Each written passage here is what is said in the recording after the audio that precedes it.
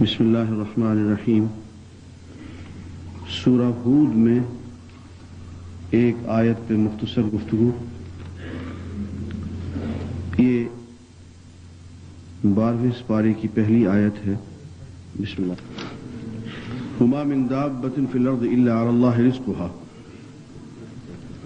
ويعلم مستقرها ومستودعها كل في كتاب مبين۔ فرمایا کہ زمین میں کوئی بھی جاندار ایسا نہیں ہے کہ اللہ نے اس کا رزق اپنے ذمہ نہ لے لیا ہو۔ زمین میں کوئی جاندار بھی ایسا نہیں ہے کہ جس کا رزق اللہ تعالیٰ نے اپنے ذمہ نہ لے لیا ہو، اور اللہ تعالیٰ کو پتہ نہ ہو کہ اس کو ٹھہرنا کہاں ہے اور آخر کار پہنچنا کہاں ہے، اس دنیا میں کہاں ٹھہرنا ہے اور پھر آگے کہاں اس کا مستقل ٹھکانہ کرنا ہے۔ کل فی کتاب مبین، یہ ہر چیز کھلی ہوئی کتاب میں موجود ہے۔ عزیزان گرامی، اس سے پتہ چلتا ہے کہ ہمارا رزق، ہماری روزی اللہ تعالیٰ نے اپنے ذمہ لے رکھی ہے۔ اس نے فرمایا الا لہ الخلق والامر، یاد رکھنا کہ پیدا بھی اسی نے کیا ہے اور آگے کام بھی وہی چلائے گا، پروگرام اور انتظام بھی اسی کا چلے گا، امر اور حکم بھی اسی کا ہوگا۔ ایک جگہ یوں فرمایا کہ وما خلقت الجن والانس الا لیعبدون، میں نے جنوں کو اور انسانوں کو صرف اس لیے پیدا کیا ہے کہ وہ میری عبادت کریں۔ ما اريد منهم من رزق، میں ان سے رزق نہیں کموانا چاہتا۔ وما اريد منهم ان يطعمون، میں یہ نہیں چاہتا کہ وہ کمائیں اور مجھے لا کے کھلائیں۔ ان اللہ هو الرزاق ذو القوة المتین، بے شک اللہ ہی ہے جو رزق دینے والا بھی ہے، قوت والا ہے، مضبوط ہے۔ تو فرمایا کہ تمہاری ذمہ داری عبادت اور اللہ تعالی کی ذمہ داری تمہیں رزق فراہم کرنا۔ یوں ذمہ داریاں بانٹ لی گئیں، تم اللہ کا کام کرتے رہو اور اللہ تعالیٰ تمہاری ساری ضروریات کو پورا کرتے چلے جائیں گے۔ یہ تو ہے سیدھا سیدھا معاملہ، لیکن انسان کو اللہ کی باتوں پہ اعتبار نہیں آتا۔ وہ یہ رزق کا معاملہ وہ اللہ تعالیٰ کے ہاتھ سے چھین کے اپنے ہاتھوں میں لے لیتا ہے، اور بس صبح سے شام تک کولہو کے بیل کی طرح سے جوتا رہتا ہے، شام کو تھک ہار کے آتا ہے اور پتہ چلتا ہے کہ رزق تو پورا ہی نہیں ہوا، مشکل پیش آ گئی، اور پھر اس کو وقت نہیں ملتا ہے اللہ کی عبادت کرنے کا، وقت نہیں ملتا ہے قرآن مجید پڑھنے کا، سمجھنے کا، سیکھنے کا۔ وہ نذیر اکبر آبادی کا شعر ہے کہ جس کام کو جہان میں آیا تھا تو نذیر، خانہ خراب تجھ سے وہی کام رہ گیا۔ جس کام کے لیے پیدا کیا گیا تھا وہ اللہ کا پیغام، اس کو پڑھنا، اس کو سمجھنا، اس کو سمجھانا، اس کو آگے پھیلانا، اس کی دعوت کے لیے ہجرت کرنا، پیدا تو اس کے لیے کیے گئے تھے، اور باقی کام تو ثانوی درجے رکھتے تھے، وہ تو اللہ تعالیٰ نے ایسے ہی اسباب تمہیں دے دینے تھے۔ لیکن افسوس کہ ہم نے وہ جو بنیادی مقصد تھا اس کو فراموش کر دیا، اور اللہ تعالیٰ کے اس وعدے کو کہ یہ تمہارا رزق میرے ذمہ ہے، اس پہ ہم نے اعتبار نہیں کیا، اور زندگی بہت تھک تھک کے گزاری، بہت پریشان ہو کے گزاری۔ عزیزان گرامی، جتنی محنت، جتنی مشقت ہم اپنے رزق کے کمانے میں لگاتے ہیں، اگر اس کا 1/4 ہم اللہ کے دین کو سمجھنے سمجھانے میں لگا دیں تو نہ جانے ہم کیا سے کیا بن چکے ہوں اور ہمیں اللہ تعالیٰ رزق کتنا دے دیں۔ لیکن اتنی سی بات ہماری سمجھ میں نہیں آتی ایک اور بات ذرا اس پہ تھوڑا سا دھیان دیں، ہم صرف وقت ہی اس دنیا داری اور اس رزق کے کمانے میں نہیں لگاتے، بلکہ اپنی پوری شخصیت کو اس میں کھپا دیتے ہیں۔ مثلا ہم 8 گھنٹے تو دفتر میں بیٹھے، 10 گھنٹے 12 گھنٹے تو ہم دکان میں بیٹھے، ہم نے کام کیا، اس کا ہمیں منافع ملا۔ اب وہاں سے چلے، گاڑی میں بیٹھے، گھر آئے، راستے میں 20 منٹ کی 25 منٹ کی ڈرائیو، سارا رستہ یہی سوچتے ہوا ہے کہ یار وہ جو فلاں فائل پہ وہ جو بات وہ لکھی تھی نا، وہ فیصلہ یار وہ غلط تھا، وہ یوں نہیں یوں لکھنا چاہیے تھا۔ گھر آئے، کھانا کھا رہے ہیں، بچے سامنے بیٹھے ہوئے ہیں، بیوی بیٹھی ہوئی ہے، سوچ رہے ہیں کہ یار وہ جو سودا کیا تھا نا، اس میں جو فلاں بھاؤ ہم نے کیا تھا کم وقت وہ غلط ہو گیا، وہ یوں نہیں وہ یوں کرنا چاہیے تھا۔ اس کے بعد نماز پڑھنے کھڑے ہوئے تو پتا چلا کہ فائل میں جو وہ فیصلہ لکھا تھا وہ بھی غلط تھا۔ نماز کے اندر بھی ایک فائل کے بعد دوسری فائل اور پھر تیسری فائل، وہ ورقے وہ خود بخود الٹے جا رہے ہیں، اور فائلوں کی تیاری نماز کے دوران بھی ہو رہی ہے۔ اور پھر سوئے تو پتا چلا کہ خواب میں بھی وہی فائلیں کھلی ہوئی ہیں۔ عزیزان گرامی، میں آپ سے ایک بات پوچھتا ہوں، اس پہ آپ ذرا غور کیجئے۔ 8 گھنٹے ہم دفتر میں بیٹھے، اس کے تو ہمیں ملے پیسے، اور یہ جو باقی 6-7 گھنٹے ہم اس میں سوچتے رہے، اس کا ہمیں کیا ملا؟ ایمانداری سے ذرا اس پہ ہم عملی انداز میں ہمیں سوچنا چاہیے کہ وہ 8 گھنٹے تو دفتر میں بیٹھ کے ہم نے تنخواہ لے لی، 10-12 گھنٹے دکان میں بیٹھ کے ہم نے کام کیا، اس کا تو ہمیں منافع مل گیا، لیکن باقی جو سارا وقت ہم ذہن کے اندر سوچ سوچ کے جھک مارتے رہے، نہ بیوی کی شکل کو غور سے دیکھا، نہ بچوں کو غور سے دیکھا، نہ اللہ میاں کے ساتھ ڈھب سے بات کی، نہ قرآن کو غور سے کھول کے پڑھا، نہ سوچا، نہ سمجھا،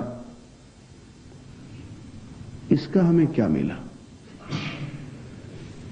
عزیزان گرامی، ہم نے ترتیب الٹی ہوئی ہے۔ ہونا یوں چاہیے کہ ساری پریشانی، ساری چنتا، ساری غور و فکر تو ہو اللہ کی عبادت میں، قرآن پڑھنے میں، دماغ اسی طرف لگا رہے، سوچنے میں، سمجھنے میں، اللہ کے ذکر میں، اور مجبوراً جب وقت آ جائے دکان کا، سودا تولنے کا، تو وہ بھی آدمی کرتا رہے لیکن دل ادھر رہے۔ ترتیب یہ ہونی چاہیے، جسے ہمارے صوفیہ کہتے ہیں کہ دل یار ول، ہتھ کار ول، کام کرتے رہیں، دل ادھر رہے۔ یہاں مصیبت یہ ہے کہ ہم نے ترتیب بالکل الٹ دی ہے کہ جس وقت نماز پڑھ رہے ہوتے ہیں پھر بھی دل ادھر ہوتا ہے۔ اس پہ ایک بڑی سخت قسم کی مثال مولانا اشرف علی تھانوی صاحب دیتے ہیں۔ وہ کہتے ہیں میاں کرنے کا کام یہ ہے کہ یہ جو ہے نا دنیا کا دھندا، یہ بھی اللہ کی طرف سے ایک عبادت ہے، یہ بھی فریضہ ہے، یہ بھی پورا کرنا ہے، لیکن اس انداز میں جیسے رفع حاجت کے لیے جاتے ہو۔ رفع حاجت کے لیے نہیں جاؤ گے تو بیمار پڑ جاؤ گے، جانا پڑے گا، باتھ روم تو جانا پڑے گا، لیکن اس کی حیثیت تو ایسی ہے جیسے کہ بہت ضروری ہے، اتنا ضروری جیسے کوئی باتھ روم میں چل، باقاعدگی سے جانا پڑے گا باتھ روم میں رفع حاجت کے لیے، لیکن وہاں دل لگا کے نہیں بیٹھنا۔ دل لگانے کی جگہ نہیں ہے، جو ہی حاجت پوری ہو جائے فوراً لوٹ آؤ۔ دل لگانے کی جگہ ادھر ہے، مسجد ہے، اس لیے کہ فرمایا کہ المؤمن فی المسجد کالسمک فی الماء، مومن مسجد میں یوں ہوتا ہے جیسے پانی میں مچھلی، والمنافق فی المسجد کالطیر فی القفص، اور منافق مسجد میں یوں ہوتا ہے جیسے قفس میں پرندہ۔ تو عزیزان گرامی، یہ ترتیب کو ذرا سیدھا کرنے کی کوشش کریں، قبلے کو ہم سب لوگ درست کرنے کی کوشش کریں کہ اصل کام جو کرنے کا ہے وہ تو اللہ کی عبادت ہے، وہ تو دین کو سیکھنا سکھانا ہے، اس کو نافذ کرنا ہے۔ لستم علی شیء حتی تقیموا التوراۃ والانجیل وما انزل الیکم من ربکم، کوئی تمہاری حیثیت نہیں ہے جب تک کہ تم تورات کو، انجیل کو اور اس قرآن کو نافذ نہ کرو، اس شریعت کو جب تک تم نافذ نہ کرو تمہاری اس دنیا میں کوئی حیثیت نہیں۔ تو یہ تو ہے دوستو کرنے کا کام، باقی جتنی ہیں ترجیحات وہ دوسرے تیسرے چوتھے پانچویں درجے پہ آتی ہیں.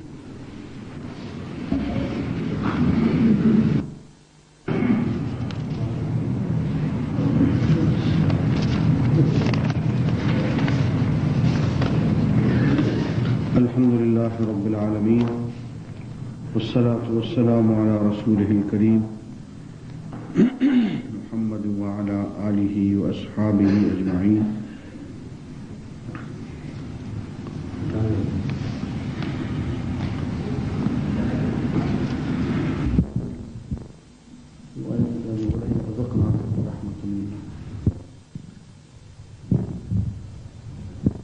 قرآن مجید میں انسان کی نفسیات کو بہت ہی تفصیل کے ساتھ بیان کیا گیا ہے.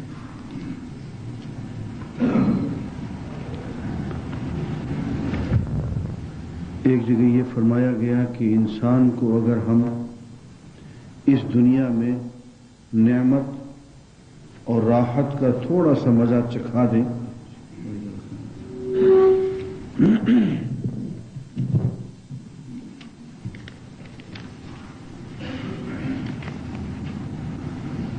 نہیں یہ نہیں تو سورہ ہود پڑھ رہے ہیں. چلیے تو انسان جو ہے اترانے لگتا ہے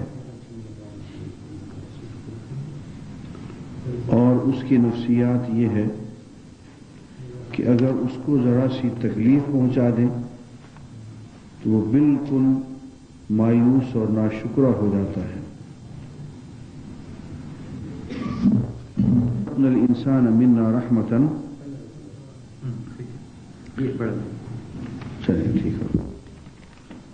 اگر ہم انسان کو چکھائیں کچھ رحمت نعمت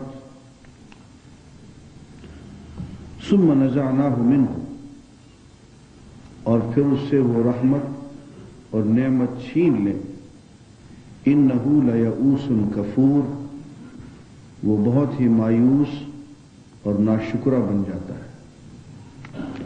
وَلَئِنْ أَذَقْنَاهُ نَعْمًا اور اگر اس کو ہم ذائقہ چکھائیں نعمتوں کا بعد ضراء تکلیفوں کے بعد لَيَقُولَنَّ پھر یوں کہے گا ذَهَبَ السَّيِّئَاتُ عَنِّي